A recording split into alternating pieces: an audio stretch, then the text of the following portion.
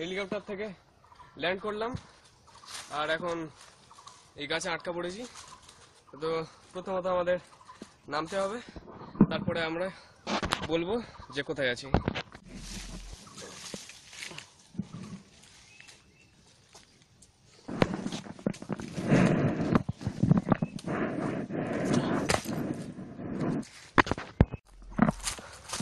বন্ধুরা, আমি এখন ভারতবর্ষের পশ্চিমবঙ্গের সুন্দরবনে ঘন অরণ্যে হারিয়ে গেছি। তো এখন আমাকে খোঁজ করতে হবে জনবসতি, যাতে আমরা এখান থেকে বেঁচে ফিরতে পারি। তো ঠিক আছে, আসুন আমার সাথে।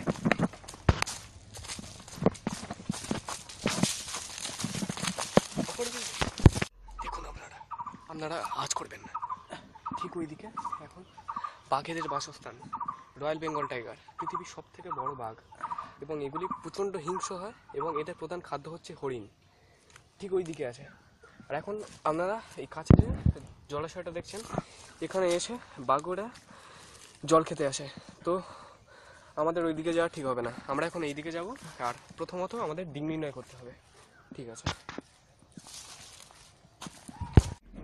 দেখুন আমরা এখন একটা ছোট জলাশয়ের পাশে এসেছি। এখন এই জলাশয়টি দূষিত, কিন্তু এখানে আপনি স্পষ্ট দেখতে পারবেন এই বাঘেদের পায়ের ছাপগুলি এইখানে এইখানে প্রচুর আছে, এবং এই ছাপগুলি দেখে বোঝা যাচ্ছে এগুলি শুদ্ধ। তাই কিছুক্ষণ আগে এখানে বাঘ এসেছিল।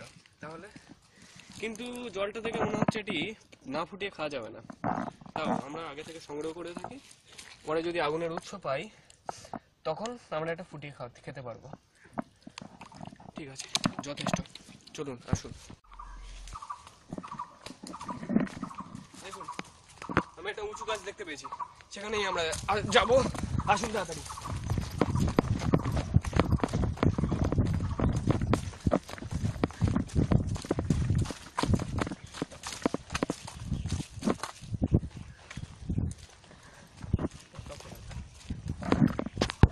তো এখন এই উচ্চতা থেকে বোঝা যাচ্ছে যে আমাদের উত্তর দিকে যেতে হবে, ওখানে জনবসতি আছে। আর সূর্য যেহেতু এখন সকাল, সূর্য তাহলে এই দিকটা পূর্ব, এই দিকটা পশ্চিম। হ্যাঁ, তাহলে ধীরে ধীরে সব বোঝা যাচ্ছে। আমাদের এখন উত্তর দিকে এগোতে হবে, চলুন।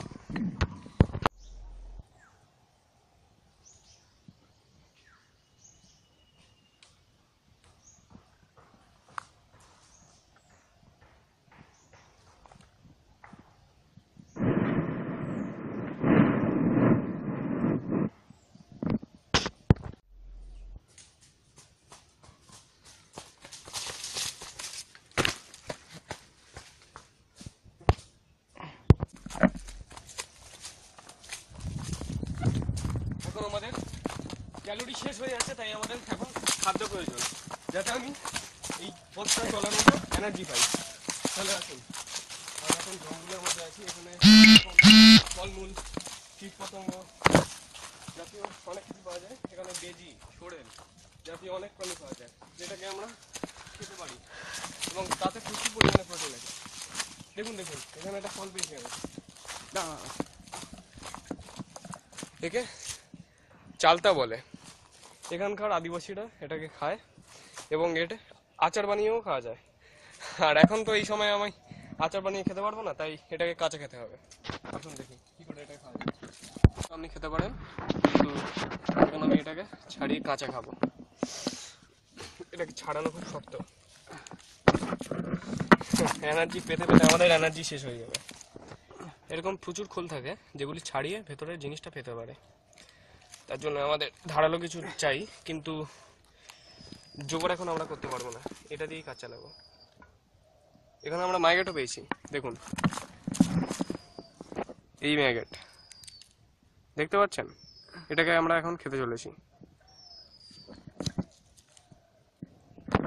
ম্যাগেটটা সম্ভবত, আরে পড়লোটা কোথায়, না আরো দু একটা আছে, দেখতে পাচ্ছেন? এগুলিকে এখন আমরা খেতে চলেছি। ঠিক আছে, এখন আমরা এগুলিকে পুড়িয়ে খাবো। এখন এখানে চকমুখী পাথর খোঁজা মুশকিল। ঠিক আছে, এখন আমরা এখন এই দুটো লাঠি পেয়েছি। তো আমরা এখন আদিম প্রক্রিয়ায় আগুন জ্বালাবো। এইভাবে আগুন জ্বালাতে শুধু দুটো লাঠি লাগবে, একটা লাঠি যেটি এরকম সরু পাতলা আর একটা মোটা। আমাকে শুধু এর প্রান্তে কিছু পাতা এবং ভুসি জাতীয় কিছু রাখতে হবে। তারপরে একটা পা দিয়ে ধরবেন এবং জাস্ট আপনি বসে যাবেন যতক্ষণ না এটি জ্বলে। দেখুন স্টেবল হচ্ছে না এটা।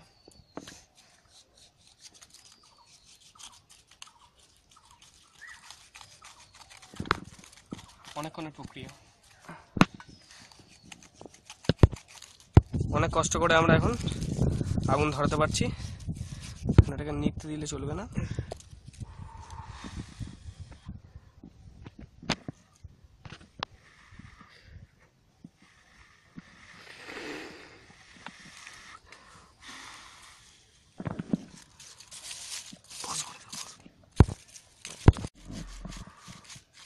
এখন দেখছেন আমরা যে ধীরে ধীরে ধোঁয়া বেরোতে স্টার্ট করেছে।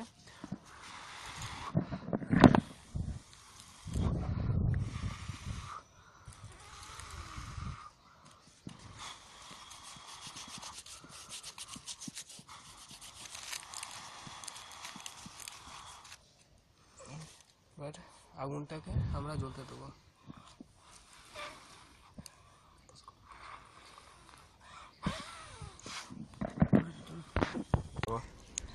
ধীরে ধীরে ঠিক আছে, ঠিক আছে।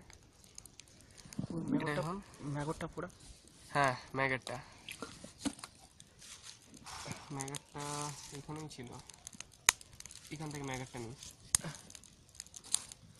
এখানে আমরা ম্যাগেটগুলো ধীরে ধীরে বার করে পোড়াবো।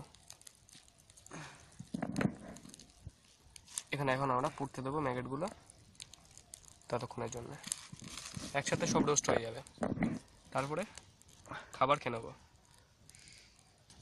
আসুন ততক্ষণ আরও কিছু ভারী খাবার সংগ্রহ করা যাক, আর জলটা আর একটু বেশি করে ঢেলে দিই। ঠিক আছে, আসুন।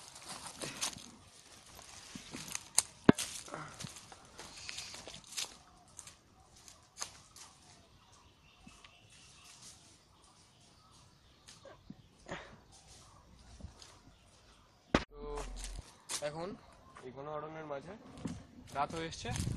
এইভাবে ঘুরে বেড়ানো ঠিক হবে না, কারণ এই রাত্রিবেলা বিভিন্ন হিংস্র প্রাণীরা নিজের খাবারের খোঁজে বেরোয়।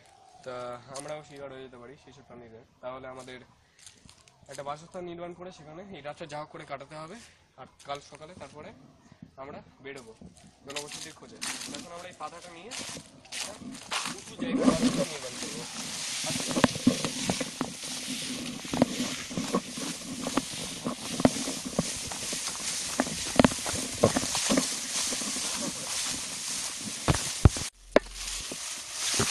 এখন আমরা বাসস্থান বানিয়ে ফেলেছি।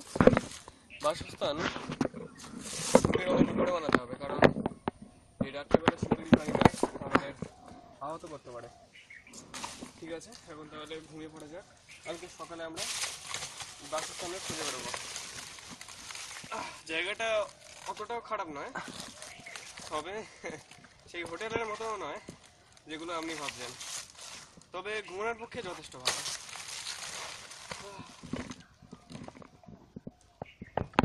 আমরা এখন সকাল সকাল বেরিয়ে পড়েছি, আর এখন আমরা জনবসতির খুব কাছে, তাই আমাদের এখন তাড়াতাড়ি বেরিয়ে পড়তে হবে এবং জনবসতির কাছে খুব তাড়াতাড়ি পৌঁছতে হবে। আমাদের অ্যাক্সেস পয়েন্ট ঠিক ওখানে।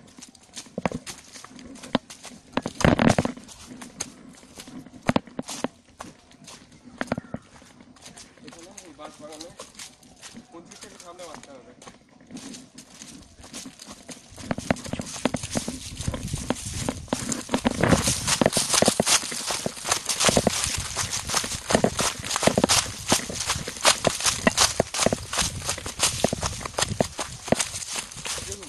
মানে কিছু আদিবাসী জামা কাপড় কোনো দেখা যাচ্ছে, মানে আমরা জনবসতির কাছে চলে এসেছি। তাড়াতাড়ি পৌঁছে গেলাম, তাহলে আমাদের অ্যাক্সেস পয়েন্ট ঠিক ওখানে যত থাকবে, যেখানে যেতে থাকবে 20-70।